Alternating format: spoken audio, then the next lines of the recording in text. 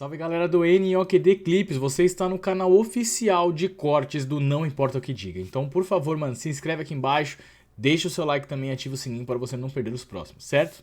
Então, bora pro vídeo. Vamos lá. Vou falar do jogo primeiro. O Palmeiras começou jogando mal, depois o Palmeiras vai se acertando durante a partida. Teve uma tomada de decisão erradíssima do Zé Rafael, que ele poderia ter tocado a bola para o Breno Lopes, e o Breno Lopes tinha uma condição muito boa para fazer o primeiro gol dele com a camisa do Palmeiras. O William Bigode fez um gol de centroavante, então a gente falou do Luiz Adriano da última vez, mas é aquela situação, né? O Palmeiras hoje tentou cruzar por baixo, até porque não faz sentido ficar cruzando a bola por cima, e essa jogada foi uma jogada que o Palmeiras buscou o cruzamento rasteiro. William Bigode antecipou, fez um bonito gol, depois ele acaba perdendo um outro gol na segunda etapa, e o Palmeiras ele teve muito mais volume que o Sport, porque o Palmeiras teoricamente está brigando pelo título, teoricamente, tá? Que ainda em condições de matemáticas um pouco desfavoráveis, e o Sport brigando pela permanência na Série A, precisava muito do resultado. O Sport teve algumas chegadas interessantes, teve uma finalização do próprio Thiago Neves, que foi uma boa chegada do Sport. O Sport começou o jogo melhor, e o Palmeiras jogou para o gasto, mas provou, pelo menos para mim, que dá sim para jogar de maneira competitiva com os reservas. Isso foi uma das criações de conteúdo que a gente teve no começo da semana, de Jonathan Freitas, é isso, cara? Jonathan. Diferente o nome, hein? Difícil de pronunciar. O Palmeiras tem como sim jogar o brasileiro, talvez sem todos os titulares, colocando o time reserva. Hoje foi um pouco de prova disso. E aí, a gente pegando como observação também aquilo que nós erramos, e aí a gente tem que falar dos erros na segunda etapa. O Palmeiras, infelizmente, forçou demais a jogada em bola longa, onde o Sport ele deixava o Palmeiras contra-atacar e ele até mesmo oferecia espaços para o Palmeiras contra-golpear. E o Palmeiras estava ligando muito a bola direta, e teve uma outra jogada que foi um pecado a bola não ter entrado, que foi a jogada do Breno Lopes junto com o Esteves. O Esteves acha um passe muito bom para o Breno Lopes. O Breno Lopes, na hora de dominar, ele deixa a bola escapar um pouco e fica sem ângulo, e acabou perdendo um gol. E só que eu acho que ele até jogou bem. Acho que ele fez uma boa partida. O Edson Arlate Garcia, novo membro aí, um abraço para o Edson. E o Thiago Luiz Gonçalves, ele falou que o Breno Lopes mostrou ser um jogador interessante. O que vocês acham na falta de um centroavante, deslocar ele para fazer a função? Acho que ele pode fazer a função de atacante, sim. Não vejo nenhuma restrição para isso, até porque o próprio Rony já fez essa função nessa temporada. Então dá para sim utilizar o Breno Lopes mais como um atacante do que um ponta. E o Palmeiras também destacar a jogada do Gabriel Veron. O Gabriel Veron fez uma boa jogada. E é isso, Versucci. A gente tem alguns pontos para passar até chegar em arbitragem, mas não queria focar nisso agora. E aí saiu a jogada do pênalti, né? Que assim, olha como divide. Várias pessoas aqui, o que você achou do pênalti? Ainda bem que anulou, não tem cabimento. Aí uns palmeirenses mesmo, foi pênalti. Dentro da análise esportiva, tá dividido. Vamos lá. Eu vou falar a minha opinião sobre esse tipo de jogada, e aí eu fundamento se eu acho que foi ou não. Bom, quem acompanha o canal faz tempo sabe que eu acho um absurdo dar esse tipo de pênalti que, teoricamente, o cara não quis colocar a mão na bola, não deu tempo de tirar e que não envolve uma jogada direta de gol. Então esse é o primeiro ponto. É uma opinião, aí é uma coisa particular, não tem uma situação de estar certo ou estar errado, é uma opinião particular, que você pode considerar ela errada, óbvio, mas eu nem considero que ela está certa, é só uma opinião, que eu acho bizarro esse tipo de pênalti. Eu não gosto desse tipo de lance de que, o cara leva a bola para a linha de fundo, dá uma cacetada para dentro da área, não dá tempo do cara tirar a mão, é pênalti. Então é uma coisa que eu martelo desde 2015 que eu falo disso. Então, para mim, não foi. Por quê? Porque se é a favor do Palmeiras, eu vou vir aqui do mesmo jeito e vou falar que para mim esse tipo de pênalti não é pênalti. Porém, esse tipo de pênalti se dá no Brasil.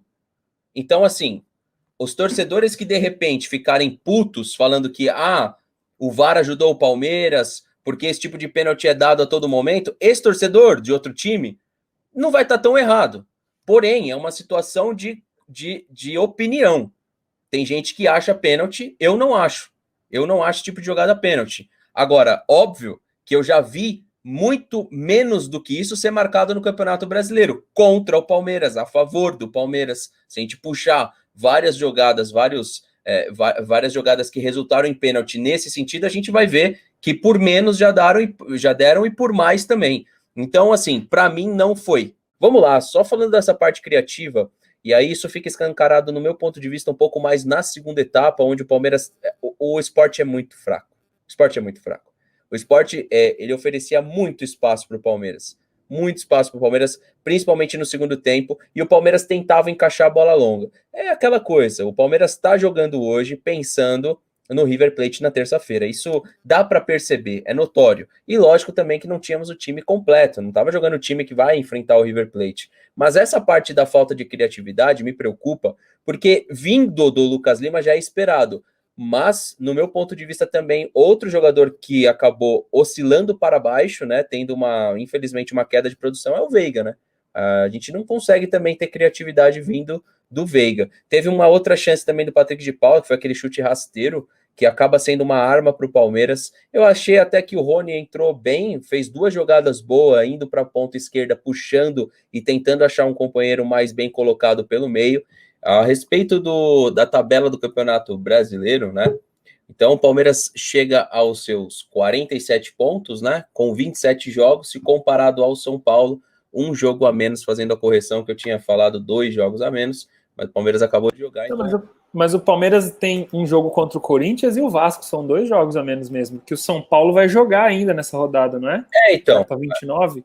Mas aí é porque que eu já, como eu tinha feito a soma considerando a vitória, tem que esperar o São Paulo jogar para a gente ter o balanço certo da rodada. Foi isso que eu quis dizer. Entendi. Eu já meio que somei, a gente somando 3, mas São Paulo ainda não jogou. Inclusive, o São Paulo tá como favoritaço para o Clássico, por conta do Santos estar pensando na Libertadores. É óbvio, eu acho aquela odd do Santos a 8 uma coisa surrealista. Mas a gente sabe que o Santos não tem o mesmo elenco que o Palmeiras, então óbvio que o São Paulo é favorito para o Clássico. Quer dizer que já ganhou? Não.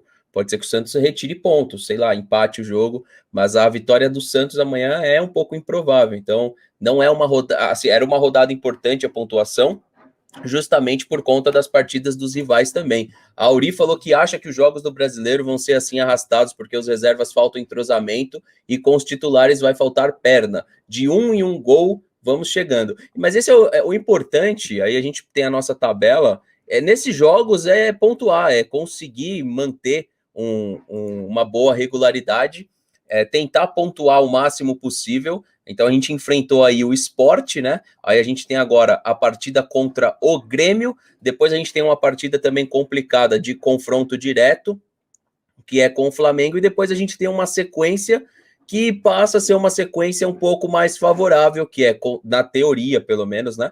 Que é o Ceará, o Botafogo, o São Paulo, que é confronto direto, e o Coritiba, fora Fortaleza e Atlético Goianiense. O Palmeiras tem boas chances de pontuação. Óbvio que vai ter um momento que vai coincidir tabela, então o Palmeiras ele vai focar nas outras competições, ele vai acabar, né, dividindo essas responsabilidades. Então a gente sabe que é diferente do São Paulo, que está jogando só essa competição, do Internacional, do Atlético. Então o Campeonato Brasileiro para o Palmeiras é uma grande diversão, mas quem sabe, né, ou a gente não consegue ir pontuando e incomodar até o final. Que isso aqui eu já falei em redes sociais. Eu vou deixar para os 2 senhores mais velhos que eu aqui. Versuti, tiozão, vocês são mais experientes. Eu não quero falar sobre isso. Vocês querem? Ô, Fernando, não. Se você quiser, eu falo, mas vocês podem falar. Eu vou deixar o Versuti concluir o raciocínio dele e depois eu dou um pitaco sobre isso aí. Não, por que eu não quero falar? Porque quem acompanha o canal sabe que eu já falei sobre. Já tem esse tema, e que foi uma das lives que levantou uma polêmica danada sobre o Felipe Melo. Eu já falei lá nas redes sociais, tenho lá, eu marquei o Felipe Melo, inclusive. Quem quiser ver a minha resposta, vê em redes sociais. Foi no Insta Verde TV. Mas eu acho que não soma pra gente, por isso que eu não quero falar. Mas assim, respeito ao chat que tá pedindo, perguntando, o que vocês acham? Vocês acham? Dessa vez eu vou sugerir se Versuti e tiozão quer que fale, porque se não quiser falar, também o direito de ficar calado, ele pode ser utilizado. Eu acho que agora não é momento para ficar falando, levantando essas coisas. Eu já falei o que eu tinha que falar da atitude do Felipe Melo mais de uma vez. Gostaram desse corte? Então, NOKD Clips, o canal oficial de cortes do Não Importa o que Digam. Curtam, se inscrevam e ative o sininho. Fui, galera!